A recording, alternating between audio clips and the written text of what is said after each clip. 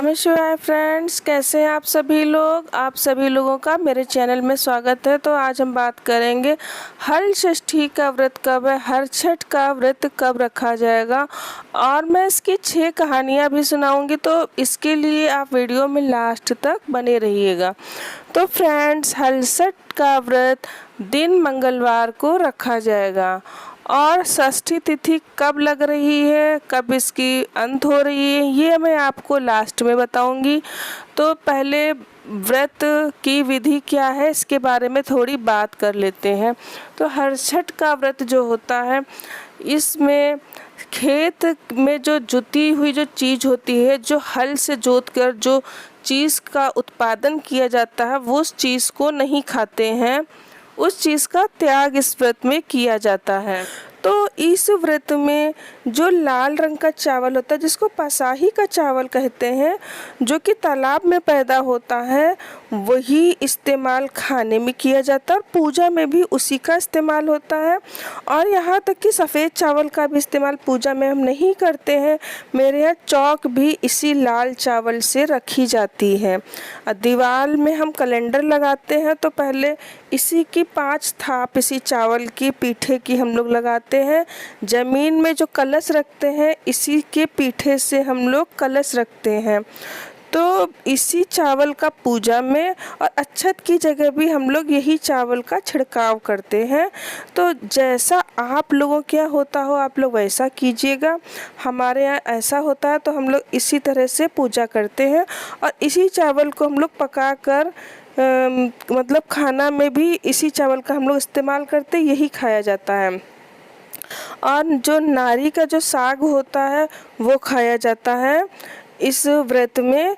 एक चीज़ और फ्रेंड्स, इस व्रत में भैंस का जो दूध और दही सब उसी का प्रयोग किया जाता है।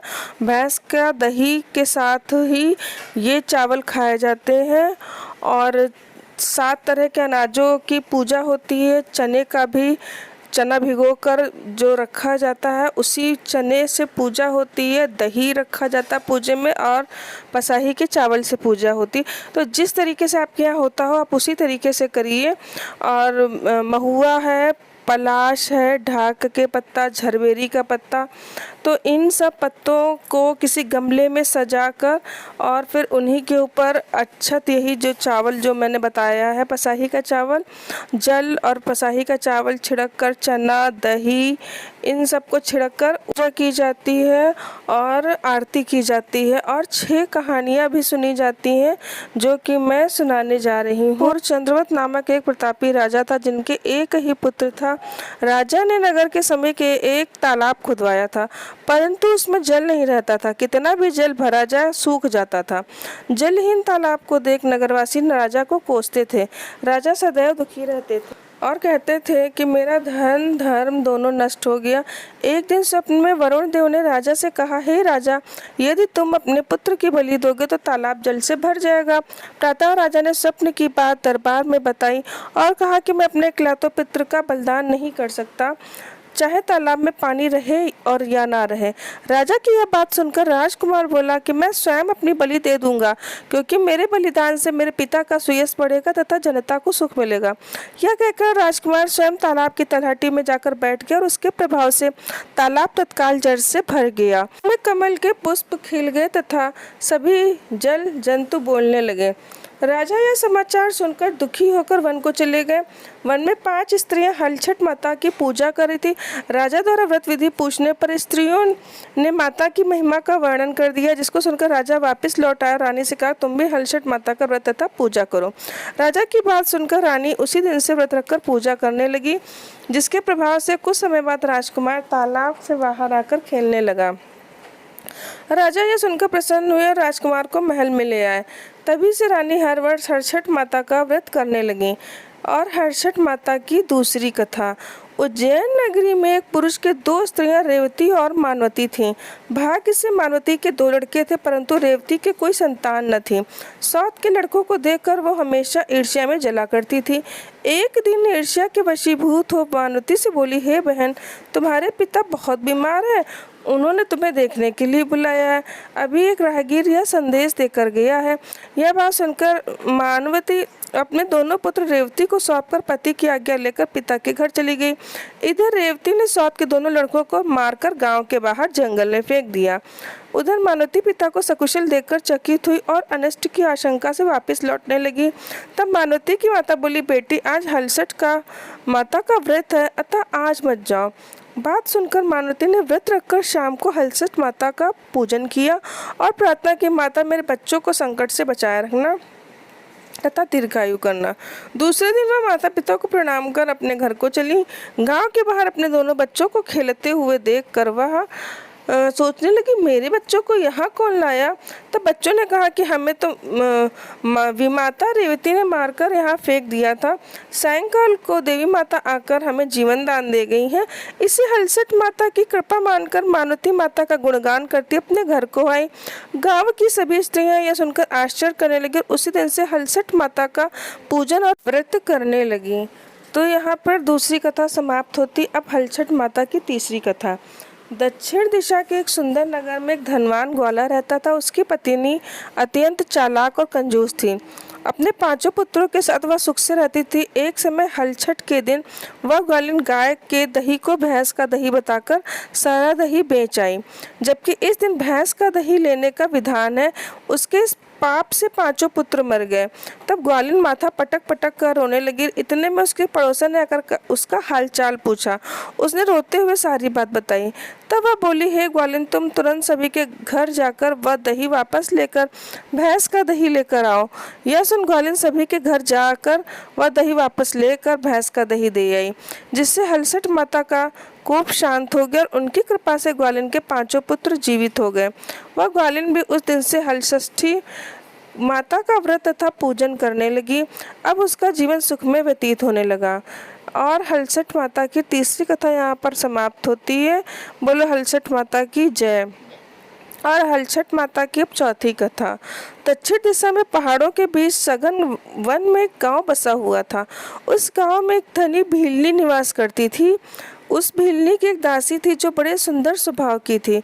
उसके 2 सुंदर रूपवान बालक थे तथा मालकिन भीलनी के 5 लड़कियां थीं। भीलनी दासी के दोनों सुंदर लड़कों को बहुत प्यार करती थी।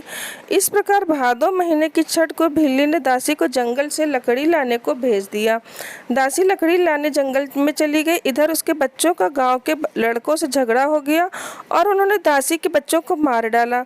भीलनी ने दुखी होकर उन्हें गांव के बाहर ले जाकर जला दिया और उनकी अस्थियां लेकर घर आई। उधर दासी वन से लकड़ियां लेकर वापस चली तो एक नदी किनारे मुनि के आश्रम में 5 स्त्रियों को पूजा करते देखकर उसने उन स्त्रियों के साथ बड़े ही प्रेम से माता की पूजा की और अपने बच्चों के कल्याण के लिए माता से प्रार्थना की। उसने माता के इस व्रत को सदा करने का संकल्प किया। जब वह लकड़ी लेकर वापस चली तो गांव के समीप पहुंचकर देखती है कि उसके दोनों बच्चे खेल रहे हैं। उसने दोनों बच्चों को प्रेम से गोदी में उठा लिया और अपने घर ले आई। मालकिन भीलनी ने यह देखकर चकित होकर पूछा। तब दासी ने माता के व्रत तथा पूजा का सब हाल कह सुनाया। माता के व्रत का प्रभाव देखकर मालकिन ने भी व्रत करने का संकल्प किया और सुखी हो गई। यहाँ पर चौथी कथा की समाप्ति होती। बोलो हलछठ माता की जय। और हलछठ माता की 5वीं कथा। दक्षिण दिशा में एक अति सुंदर नगर था। उस नगर में एक धनवान बढ़िया रहता था। उसकी पत्नी बड़े उत्तम स्वभाव वाली थी, किंतु उसके पूर्व जन्म के पाप के कारण उसके 6 पुत्र हुए परंतु एक भी जीवित न रहा। इससे दुखी हो वह वन में चली गई। वन में उसे तपस्वी मुनि मिले। वैश्य पत्नी रोती हुई मुनि के चरणों में गिर पड़ी और मुनि के पूछने पर अपने दुख का कारण बताया। मुनिराज ने ध्यान लगाकर उसके बालक को वरुण कुबेर इंद्रलोक में खोजा परंतु बालक नहीं मिला। तब वह समाधि लगाकर ब्रह्मलोक गए। वहाँ वह बालक दिखाई दे। मुनि ने कहा, हे बालक, तुम्हारे वियोग में तुम्हारी माता मृत्यु लोक में तड़प रही है, इसलिए तुम मेरे साथ चलो। यह सुनकर बालक बोला, हे मुनिराज, मैं कई बार गया और वापिस आया हूँ। अब गर्भ के दुख से मैं दुखी हूँ और अब मैं नहीं जाऊँगा। मुनिराज ने उससे बहुत समझाया परंतु वह तैयार नहीं हुआ और मुनिराज से बोला, उनसे कहना वह मुझे पाने के लिए हलसठ माता का व्रत करे और व्रत के प्रभाव से मेरे उत्पन्न होने पर मेरी पीठ पर पोता से प्रहार करे, तो इस क्रिया से मैं दीर्घायु हो जाऊंगा। यह सुनते ही मुनि की समाधि खुल गई और उन्होंने सामने बैठी वैश्य पत्नी को पुत्र का संदेश कह सुनाया। वह संतुष्ट होकर घर वापस आई और समय आने पर हलषष्ठी का व्रत किया। पुत्र उत्पन्न होने पर उसने पूजा के अंत में बालक की पीठ पर पोता मारा, जिसके प्रभाव से वह दीर्घायु हो गया।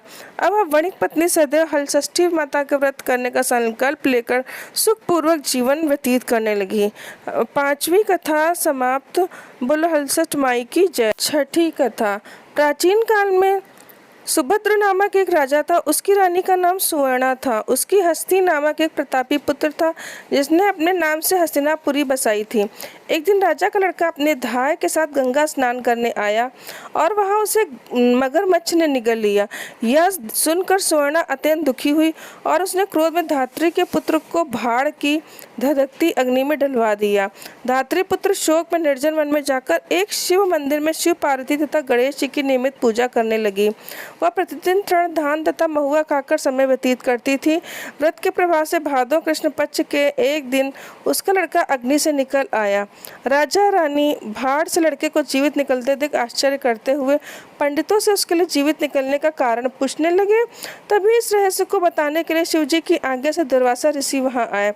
राजा रानी ने उनका स्वागत किया और लड़के के जीवित निकलने का रहस्य पूछा। दुर्वासा ऋषि बोले, हे राजन, इस धात्री ने वन में नियम पूर्वक श्रद्धा से भगवान शंकर, पार्वती, गणेश और स्वामी कार्तिकेय का पूजन किया है। इसके प्रभाव से इसका लड़का जीवित हो गया था। आप भी यह व्रत किया करें। राजा रानी ने दुर्वासा ऋषि को विदा करके ब्राह्मणों के साथ लेकर धात्री पुत्र के पास गए। उसको वहां कुछ पर बैठे पलाश के नीचे शिवजी का पूजन करते देखा तो उसकी माँ धात्री से मिला दिया। धात्री ने राजा को बताया कि आपसे भयभीत होकर जिस दिन मैं वन आई थी तब से मैं केवल वायु भक्षण करते हुए भगवान शंकर, पार्वती, गणेश, कार्तिकेय के पूजन में लगी रहती थी। एक दिन रात में शिवजी ने सपने में कहा कि तुम्हारा लड़का जीवित है क्योंकि तूने श्रद्धा सहित व्रत पूजन किया है। तुम्हारी रानी भी इस व्रत को करे, उसका लड़का भी मिल जाएगा तथा और लड़के भी होंगे। यह सुनकर राजा रानी ने श्रद्धा भक्ति सहित व्रत को किया, जिसके प्रभाव से राजा का लड़का ग्रह के मुख से निकल आया। फिर व्रत के प्रभाव से राजा के और भी पुत्र हुए। उनके राज्य में सुख शांति हो गई। उनके राज्य में अनावृष्टि, दुर्भिक्ष, महामारी सदा के लिए समाप्त हो गई। और हलछठ माई की 6ठी कथा भी समाप्त। बोलो हलछठ माई की जय।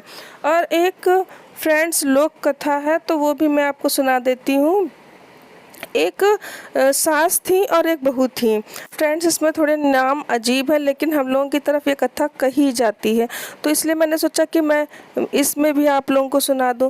तो वो जो सास थी उनके 2 बेटे थे, उनका नाम था ठिंगरिया मुंगरिया। सास जो थी वो सब ढाके के पत्ता, पलाश के पत्ता, महुआ के पत्ता लेने चली गई थी और अपनी बहू से बोली कि जो ठिंगरिया मुंगरिया को नारी का साग बनाकर खिला देना। तो उनकी बहू समझ नहीं पाई क्योंकि उनके लड़कों का नाम भी ठिंगरिया मुंगरिया था, भैंस का नाम था नारी। तो उन्होंने क्या किया, ठिंगरिया मुंगरिया को लकड़ी की जगह लगा दिया चूल्हे में और भैंस को काट कर उसको पका डाला। ठीक है, तो जो उनकी सास थी तो ये पत्ते सारे लेने गई थी तो वहाँ पे चींटी की लाइन जा रही थी। तो वो चींटी की लाइन जब पूरी हो जाती तब वो आती। तो चींटी की लाइन लांघी नहीं जाती है इस दिन, पुत्र के लिए अच्छा नहीं होता है। तो इसीलिए इस दिन हलसठ के दिन कच्ची ज़मीन पर नहीं चला जाता है और जो हल से जो जुती हुई ज़मीन होती है उस ज़मीन पर भी पैर नहीं रखा जाता है, बहुत बड़ा दोष लगता है। तो इसीलिए उनको देर हो गई थी। तो वो जब बेचारी आई तो उन्होंने कहा कि ठिंगरिया मुंगरिया आओ कहानी सुनो, कि हम पूजा करने जा रहे हैं। तो उनकी बहू बोली, ठिंगरिया मुंगरिया को तो हमने जला दिया, आप ही तो कहती थी कही थी कि ठिंगरिया मुंगरिया को जला देना और नारी का साग बना लेना। तो कहने लगे, हे बहू तुमने ये क्या कर डाला। अब वो तो बड़ा दुखी हुई, कहा कहाँ डाला ही हो ये सब, कहाँ क्या किया। तो कहा घूरे पर डाला है। तो उन्होंने कहा, फिर उन्होंने जैसे तैसे पूजा की अधमरे मन से और जो अच्छा जो थी वही पसाही का चावल घूरे पर जाकर छिड़की। माता की कृपा से ठिंगरिया मुंगरिया जीवित हो गए, अम्मा अम्मा कहकर उनके पास आ गए और जो उनकी भैंस नारी थी वो भी जीवित हो गई। तो हम लोगों की तरफ ये कहानी कही जाती है तो मैंने सोचा कि मैं इसमें सुना दूँ आप लोगों को। और फ्रेंड्स इस दिन खेत जो जुता हुआ होता, हल से जुता हुआ, उसमें नहीं चला जाता है हल से जुते हुए खेत में पैर भी नहीं रखा जाता और चींटी की लाइन भी नहीं लांघी जाती है। पुत्र को बहुत दोष लगता है। चींटी की हत्या भी नहीं होनी चाहिए, इसलिए कच्ची ज़मीन पर पैर नहीं रखा जाता है।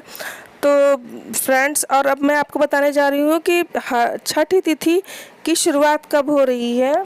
षष्ठी तिथि की शुरुआत 4 सितंबर 4:41 पर होगी और दूसरे दिन 5 सितंबर को दोपहर में 3:36 तक रहेगी। तो उदया तिथि के अनुसार 5 सितंबर दिन मंगलवार को हल षष्ठी का व्रत रखा जाएगा।